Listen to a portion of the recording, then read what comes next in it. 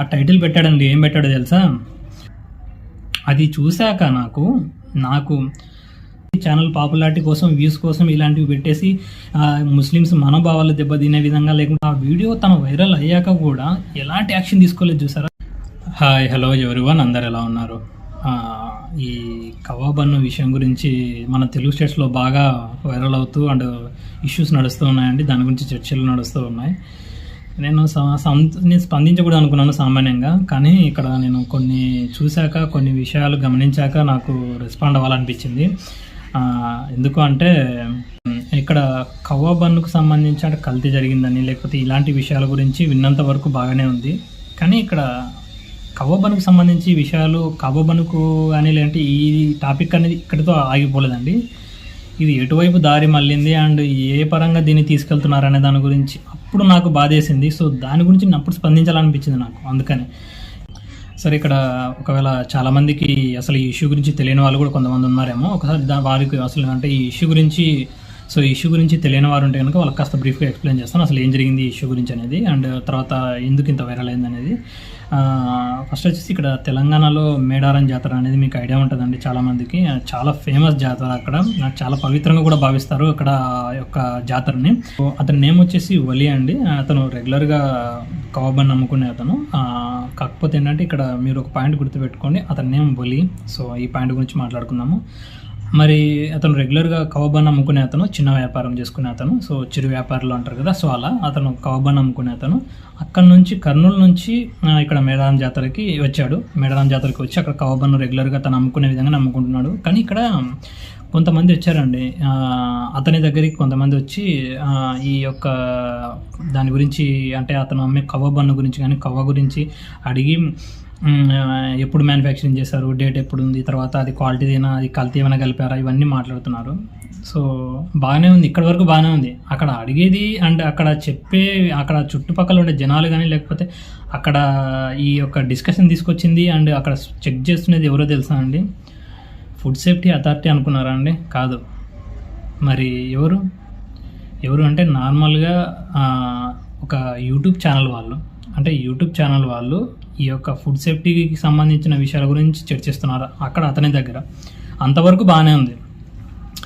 సరే, అక్కడ ఏం జరిగింది? అతన్ని బెదిరించడము, తర్వాత ఇలా ఆ యొక్క మ్యానుఫ్యాక్చరింగ్ డేట్ అని, తర్వాత వాటి గురించి కల్తీ జరిగిందా లేకపోతే దాని గురించి అని, తర్వాత ఇందులో ఏమేమి కలిపామని ఇలా అడగడం మొదలుపెట్టారు. తర్వాత అతను నుండి లేదు నేనేం కలపలేదు, మేము తింటామని కూడా చెప్పాడు. అతను అక్కడ తిని చూపించాడు కూడా, మనం చూసాం కూడా. సో సరే, అక్కడ వరకు కూడా నడిచింది. అండ్ సరే, దీని గురించి జరుగుతూ వస్తుంది. ఈ విషయాలన్నిటి కూడా అంటే ఈ యొక్క కల్తీ జరిగిందా లేదనే దాని గురించి వైరల్ అవుతూ వస్తుంది ఈ వీడియో. సరే, అక్కడ వరకు బాగానే ఉంది. మరి ఆ ఛానల్ వాళ్ళు అక్కడ ఇంటర్వ్యూ చేస్తారు అతని ఇలా ఎక్స్పోజ్ చేశారు, ఇలా కవాలో కల్తీ కలుపుతుంది, సరే ఇంత తక్కువ ఎలా ఇస్తున్నావు, ఇలాంటి దాని గురించి. సరే, అక్కడ వరకు బాగానే ఉంది. ఆ ఛానల్ వాళ్ళు ఏం చేశారంటే ఈ కబాబ్ బన్ను సంబంధించిన ఈ వీడియోని తీసి, ఈ ఫుటేజ్ని తన ఛానల్లో అప్లోడ్ చేశాడు. టైటిల్ పెట్టాడు. ఏం పెట్టాడో టైటిల్ తెలుసా? అది చూశాక నాకు నిజంగా నా ఛానల్ కొత్త ఛానల్ కాబట్టి నేను రెస్పాండ్ అయ్యే విధానం కానీ, లేకపోతే నేను మాటలు కానీ ఇలాంటి చాలా తక్కువ చిన్నగా మాట్లాడుతున్నాను. అతను సరే మ్యాటర్కి వస్తే, అతను తన ఛానల్లో అప్లోడ్ చేశాడు ఆ వీడియోని అప్లోడ్ చేశాక ఆ టైటిల్ పెట్టాడండి. ఏం పెట్టాడో తెలుసా? ఫుడ్ జిహాద్ అంట. అంటే అసలు ముఖం పగలగొట్టేవాడు లేక, అసలు నీకు అసలు ఏ రైట్స్ ఉన్నాయని నువ్వు అతని దగ్గరికి వెళ్ళి ఆ యొక్క కబాబ్ బన్ను గురించి ఇష్యూ లేవదీసావు? తర్వాత అసలు దాంట్లో కల్తీ జరిగిందని నువ్వు ఎలా ప్రూవ్ చేసావు? తర్వాత దాంట్లో ఏదో పెట్టాడు అని నువ్వు ఎలా చెప్తున్నావు? నువ్వేమైనా ఫుడ్ సేఫ్టీ అథారిటీని ఎవరైనా తీసుకెళ్ళి అక్కడ నువ్వైనా చెక్ చేసావా? లేకపోతే ఎవరైనా కన్ఫర్మ్ చేశారా? లేకపోతే అసలు ఏ విషయం గురించైనా నువ్వు అతన్ని ఫుడ్ జిహాద్ అనే నేమ్ టైటిల్ పెట్టేసి నువ్వు ఒక మత విద్వేషాలు రెచ్చగొట్టే విధంగా, ముస్లిమ్స్ని తక్కువ చేసి, లేకపోతే ముస్లిమ్స్ యొక్క మనోభావాలు దెబ్బతినే విధంగా ఇలాంటి టైటిల్స్ పెట్టి, ఇలాంటి ఆలోచనతో నువ్వు ఈ మత విద్వేషాలు రెచ్చగొట్టే విధంగా ఎందుకు నువ్వు అసలు టైటిల్ పెడుతున్నారు? అంటే ఇక్కడ అసలు జరిగిన విషయం ఏంటి, అంటే జరిగిన సంఘటన ఏంటి, అసలు దానికి సంబంధించిన ఆ యొక్క అథెంటికేషన్, దానికి సంబంధించిన ఆథరైజ్డ్ పర్సన్ ఎవరు, దాన్ని చెక్ చేయాల్సిన పర్సన్ ఎవరు, ఆ ఫుడ్ సేఫ్టీ అథారిటీ వాళ్ళు ఎక్కడ దాన్ని నీకు అంత సేఫ్టీగా, నీకు అంత సోషల్ అవేర్నెస్ కానీ, నీకు సోషల్ మీద ఏదైనా నీకు సోషల్ రెస్పాన్సిబిలిటీ ఉంటే నువ్వు ఫుడ్ సేఫ్టీ అథారిటీకి నువ్వు దాన్ని ఎలా డిస్కషన్ తీసుకురావాలి? నువ్వు సైలెంట్గా నార్మల్గా వెళ్ళి దానికి సంబంధించిన దాని డీటెయిల్స్ అన్ని కనుక్కొని, నీకు అంత డౌట్ ఉండి, నీకు ఒకవేళ ఆ యొక్క కవ మీద కానీ, బన్ను మీద కానీ, లేకపోతే నీకు ఏదైనా డౌట్ ఉంటే నువ్వు ఫుడ్ సేఫ్టీ అథారిటీని తీసుకొచ్చి చెక్ చేయించి వాటి మీద దానికి సంబంధించిన యాక్షన్ అనేది అలా రూల్ అనేది అలా తీసుకెళ్ళాలి. సో అది ఏం జరగాలనేది, ఏం చేయాలనేది వాళ్ళు డిసైడ్ అవుతారు.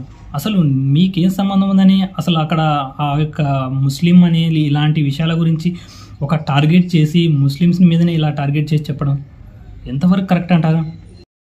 అసలు ఈ ఛానల్లోకి, అంటే అతను పెట్టిన ఈ ఆ ఛానల్లోకి వెళ్ళిన తర్వాత నేను చెక్ చేశానండి. చాలా వరకు అతనికి సంబంధించిన ఈ ఛానల్లో ఏమున్నాయంటే కనుక అన్నీ హిందూ ధర్మం గురించి, హిందూ ప్రచారం గురించి, ఈ యొక్క ముస్లింని టార్గెట్ చేసి మాట్లాడడము, అంటే ఇవే నడుస్తున్నాయి అందులో అతని ఛానల్లో.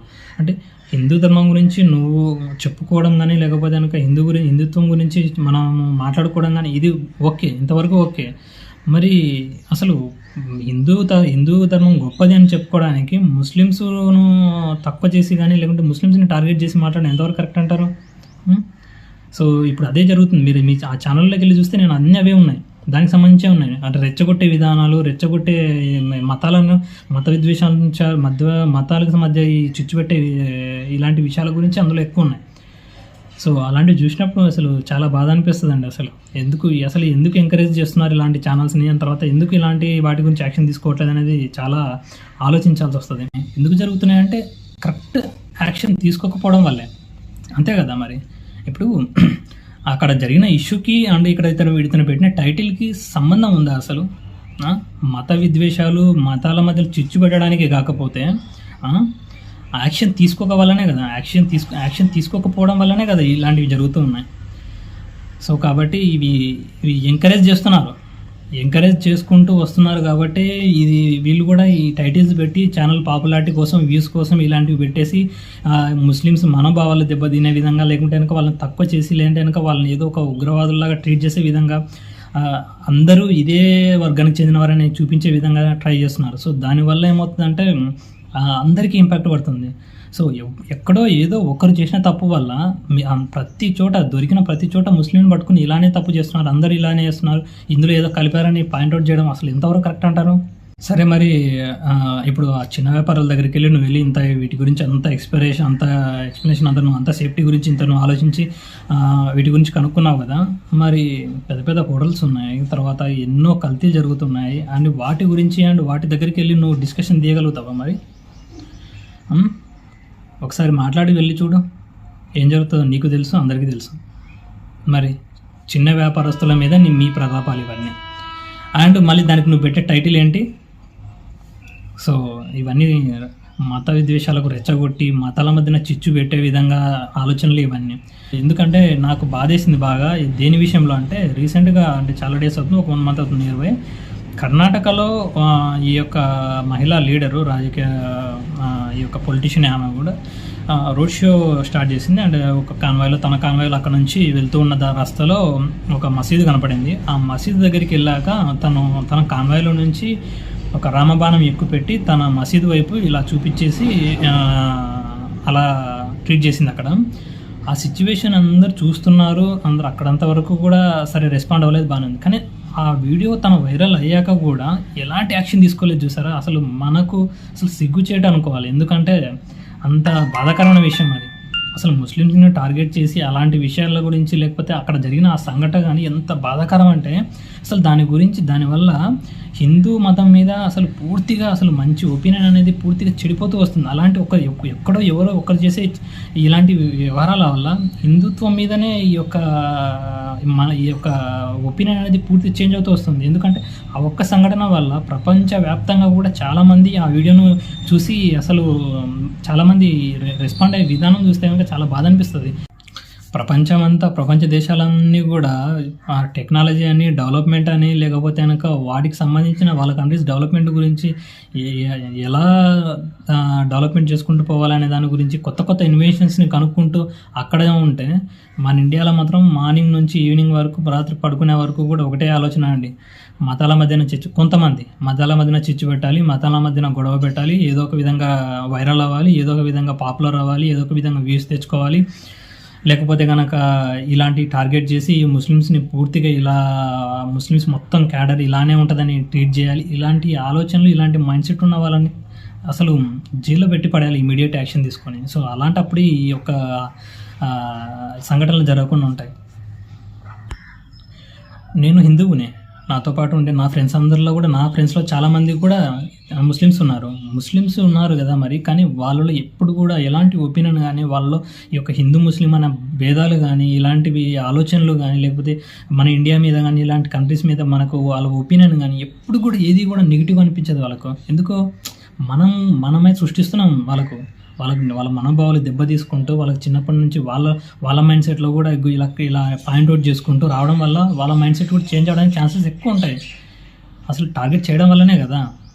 ఇప్పటికీ ఇక్కడ హిందూ ముస్లిం అనేది ఏమీ లేదండి. అందరూ సంతోషంగా, హ్యాపీగా అందరూ కలిసిమెలిసి ఉన్నారు. కొంతమంది ఎదవల వల్ల, ఇలాంటి ఆలోచనలు తీసుకురావడం వల్ల, ఇలాంటి పోస్టులు పెట్టడం వల్ల, ఇలాంటి మత విద్వేషాలు రెచ్చగొట్టే విధంగా మాట్లాడడం వల్లనే గొడవలు అనేవి స్టార్ట్ అవుతున్నాయి. మేమందరం హ్యాపీగానే ఉన్నాం. సో మరి ఇక్కడ నీ సపోర్ట్ అనేది కవబన్నకు సంబంధించిన ఆ పర్సన్కా, లేకపోతే మీడియాకా, లేకపోతే దేని పరంగా నీ సపోర్ట్ అంటే, నేను ఎవరికి సపోర్ట్ ఇవ్వనండి. ఇక్కడ ఒకటే పాయింట్ ఏంటంటే కనుక, ఎక్కడైనా సరే మతాలను సంబంధించి ఇలాంటి వాటి గురించి డిస్కషన్లు తీసుకొచ్చి, ఇలాంటి మధ్యలో అసలు సంబంధం లేని విషయాల చోట, సంబంధం లేని సిచ్యువేషన్స్ చోట కూడా ఇలాంటి మతాలకు సంబంధించి ఇలాంటివి తీసుకొచ్చినప్పుడు చాలా బాధ అనిపిస్తుంది. సో అలాంటి వాటి గురించి ఎప్పుడు కూడా ఎంకరేజ్ చేయకపోవడం చాలా మంచిది. అలాంటి వాటిని ఇమీడియట్గా యాక్షన్ తీసుకోగలగాలి. ఓకే, ఈ వీడియో ఇంతటితో క్లోజ్ అండి. నెక్స్ట్ వీడియోస్లో కలుసుకుందాం. మీ ఒపీనియన్ కూడా కామెంట్ సెక్షన్లో తెలియజేయండి. దాని ద్వారా నాకు కూడా తెలుస్తుంది ఏంటి మీ ఒపీనియన్ ఏంటనేది కూడా, అండ్ ఎవరికి సపోర్ట్ ఏంటి అనేది కూడా. నెక్స్ట్ వీడియోస్లో కలుసుకుందాం. మరి బాయ్.